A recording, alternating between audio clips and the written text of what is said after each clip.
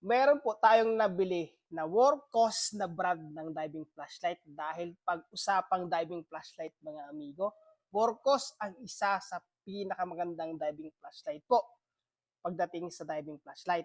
Ito po yung Workhorse WK20S na diving flashlight. Unboxing po natin ito mga amigo. Ayan po. Ito po yung kanyang box. Ayan, pag open po natin mga amigo, ito po yung laman niya. Meron pong lanyard, syempre hindi talaga mawawala yan. At ito pong manual, syempre. Meron pong Type-C cable mga amigo. Tapos, charger po ng battery.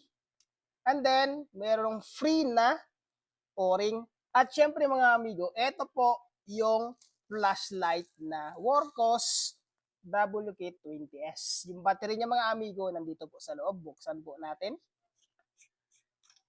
Ayan. Ayan po. 3,000 milliampere po mga amigo or 3,000 mAh na ang size po niya mga amigo ay 18650. Marami na po ang gumagamit dito mga amigo. Ito pong Workhorse WK20S. Yan po siya. Hindi po ito kalakihan mga amigo pero napakatibay po nito pagdating sa diving. Ito po yung light niya mga amigo. Yan. Ito po yung low. Yan po siya mga amigo. Maliwanag na po yan pero malakas na. Low pa lang po. Ang kagandahan dito mga amigo ay pointed yung light niya. Long range po. Yan siya mga amigo. Hindi po kalat yung kanyang flashlight. Talagang buo po. Ayan po yung medium light niya. Yan, malakas mga amigo. Tingnan nyo naman kung gaano kalakas yan.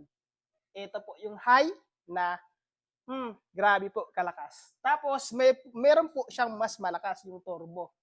Yan ang kanyang turbo mga amigo na napakalakas. Ayan po siya. Tapos, long press po natin para i-off. Ito po yung light niya mga amigo. Yan po yung low. Tingnan nyo po ang liwanag ng low niya. Di ba? Ayan po, yan.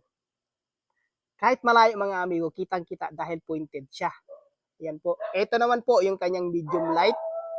Yan po, medium light niya mga amigo. Yan po yung highlight at ito naman po yung turbo. Yan po, ganyan po kaliwanag mga amigo. Kitang-kita mga amigo. Ayan. Kung gusto mong bumili amigo ng ganitong klaseng flashlight, ilalagay ko yung link dyan sa ating basket.